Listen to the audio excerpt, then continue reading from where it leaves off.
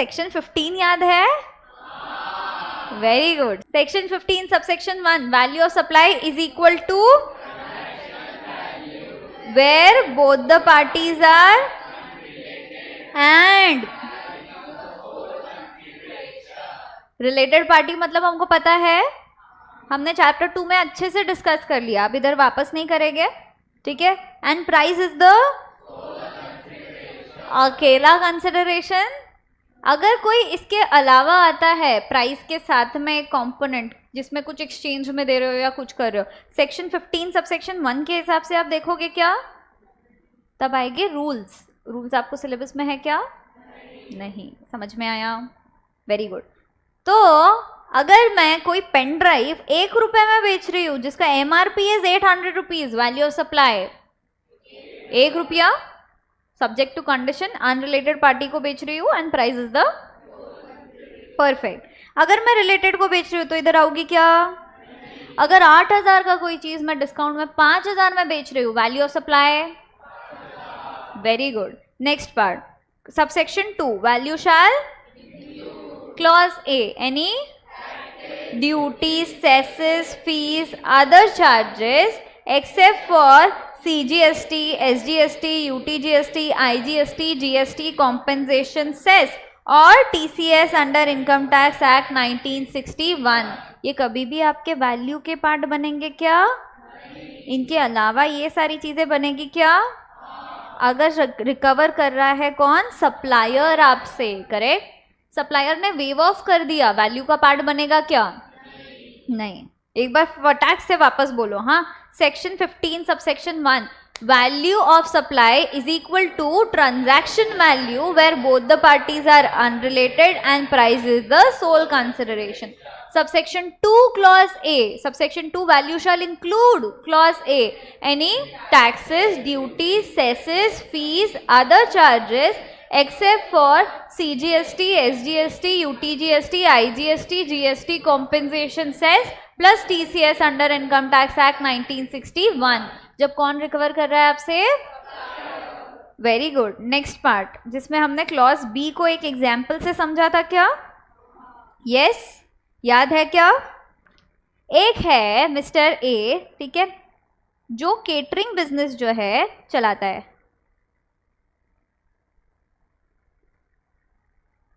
अब इन्होंने क्या किया, अपना जो केटरिंग बिजनेस वाला काम है वो सबको बताया, ठीक है.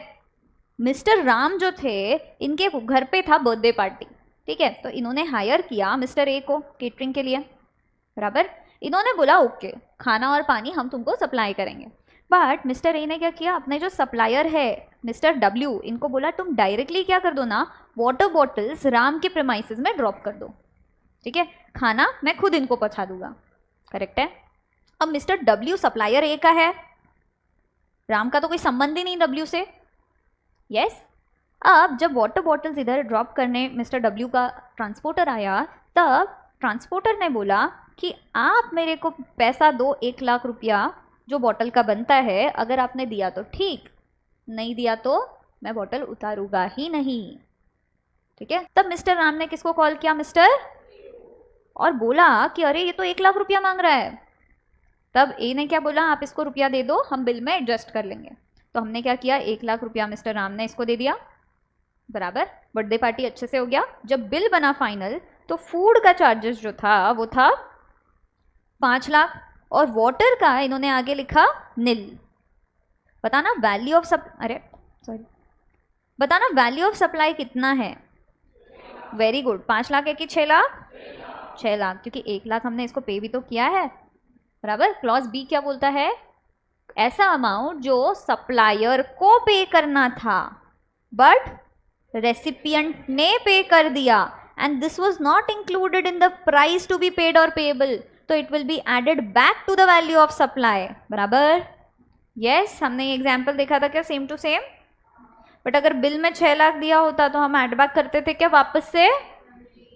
ऐसा वैल्यू जो सप्लायर को पे करना था, supplier was liable to pay but paid by the recipient and not included in the price to be paid और पेएबल, तो it will be added back to the value of. Perfect. समझ में आया?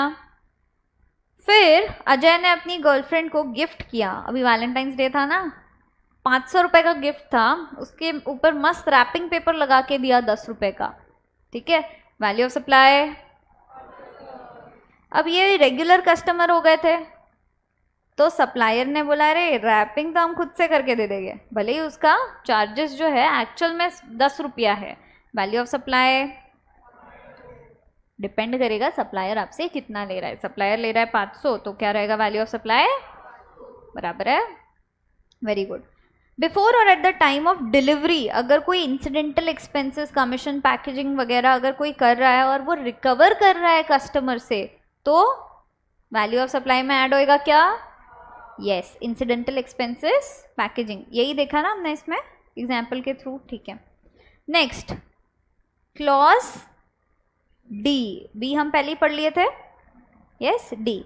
अपने time और policy के हिसाब से रेसिपिएंट ने payment, late fees, interest, penalty, ये हमने देखा ना, सप्लायर अगर हमसे रिकवर करता है तो सप्लाई बन सकता है अगर प्रिंसिपल वाला पार्ट जो है सप्लाई है तो, चैप्टर 2 में, यस। तो ये वैल्यू में भी ऐड होएगा अगर सप्लाई है तो, यस, समझ में आया, अगर recovered by the supplier. But interest, late fees, penalty में ध्यान देना एग्जाम में एकदम अच्छे से कि इंक्लूसिव ऑफ जीएसटी है कि नहीं।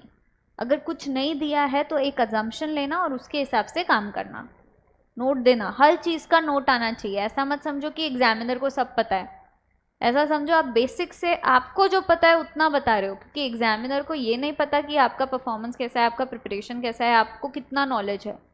उसको सिर्फ आपका पेपर पता है और आप जितना उसमें लिखे हो उसके थ्रू उसको आपका नॉलेज बता रहे हो, तो जितना वो पेपर पे दिखेगा वो हिसाब से मार्क्स मिलेगा।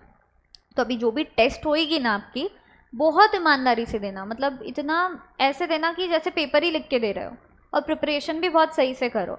अगर ये जो 2 महीने आप सही से निकाल लिए ना तो आपका एग्ज़ाम बहुत अच्छे से निकलेगा, ठीक है। नेक्स्ट पॉइंट, अगर इंक्लूसिव ऑफ जीएसटी है तो आप क्या करोगे, 100 plus rate into 100 taxable value निकालने के लिए, यस, बराबर है। क्लॉज ई सब्सिडी का बात करता है क्या, subsidy is linked with price, ठीक है। Price linked subsidy other than CGST क्या करोगे, इंक्लूड करोगे। अगर नेट दिया है तो ऐड करो, ग्रॉस दिया है तो रहने दो, बराबर है। हमको ग्रॉस वैल्यू चाहिए इसमें, यस। प्राइस लिंक्ड सब्सिडी अगर सीजी और एसजी ने दिया है क्या करेंगे, एक्सक्लूड। वेरी गुड, श्वेता के लिए क्लैप करो। अगर नेट वैल्यू है तो रहने देंगे, ग्रॉस दिया है तो माइनस करेंगे। समझ में आया, क्योंकि वापस से एक बार बता दो, अभी समझ ही गया है ना आप लोग को। कंसिडरेशन का जो डेफिनेशन है वो क्या बोलता है, कुछ भी आप पे कर रहे हो, ठीक है, any payment which has been made in money और इन काइंड, वेदर हम खुद कर रहे हैं या हमारे बिहाफ पे कोई और कर रहा है, other than CG and SG का सब्सिडी, यस। तो सीजी एसजी का सब्सिडी कभी भी क्या कंसिडरेशन में आएगा आपके, बराबर, ठीक है। नेक्स्ट पार्ट, इसमें हमने बोला था अगर आप 100 रुपया दे रहे हो, आपके पेरेंट्स 100 रुपया दे रहे हो, वैल्यू ऑफ सप्लाई कितना रहेगा, 200। कोई आइटम के लिए आपने 100 दिया, आपके पेरेंट्स ने 100 दिया और आपने 200 में वो चीज़ खरीदा, वैल्यू ऑफ सप्लाई। आपने 100 रुपया दिया, एक कंपनी ने, मुकेश अंबानी की कोई कंपनी ने 200 रुपया दिया सब्सिडी बोल के, वैल्यू ऑफ सप्लाई। आपने कितना दिया था, 100, उन्होंने सब्सिडी दिया 200, वैल्यू ऑफ सप्लाई 300 में चीज़ खरीदा ना। बट अगर सेंट्रल गवर्नमेंट ने 200 रुपया दिया और आपने 100 रुपया दिया, वैल्यू ऑफ सप्लाई, वो 200 जो सेंट्रल गवर्नमेंट ने दिया है सब्सिडी, उसको इंक्लूड करना है क्या कंसिडरेशन में, वैल्यू ऑफ सप्लाई में भी आएगा क्या, नहीं। Very good. Blanket donation, lump sum subsidy, ये सब वैल्यू का पार्ट बनेगा क्या, कभी भी नहीं। इसमें हमेशा नेट वैल्यू जो दिया है ले लो, अगर ब्लैंकेट डोनेशन या लमसम सब्सिडी है तो, समझा, पक्का सबको। फिर सबसेक्शन 3 आता है, डिस्काउंट का बात करता है क्या, बिफोर और at the time of supply discount दिया तो एक ही चीज चेक करना है क्या, इनवॉइस। इनवॉइस में सही से है मेंशन तो डिस्काउंट माइनस कर दो, और नहीं है तो इग्नोर, मतलब पूरे वैल्यू पे चार्ज होएगा जीएसटी। अच्छा, वैल्यू हम क्यों निकालते हैं, जीएसटी चार्ज करने के लिए, ठीक है। Next part, after supply discount है तो कब मिलेगा? जब ये सारी कंडीशन सेटिस्फाइड है तब ही। यस, फर्स्ट क्या है? In terms of an agreement that existed, बराबर। अग्रीमेंट कब चाहिए? बिफोर और at the time of, and it should be link to, और रिवर्सल हुआ है आईटीसी का by the, on the basis of document कौन सी है? समझ में आया? पक्का?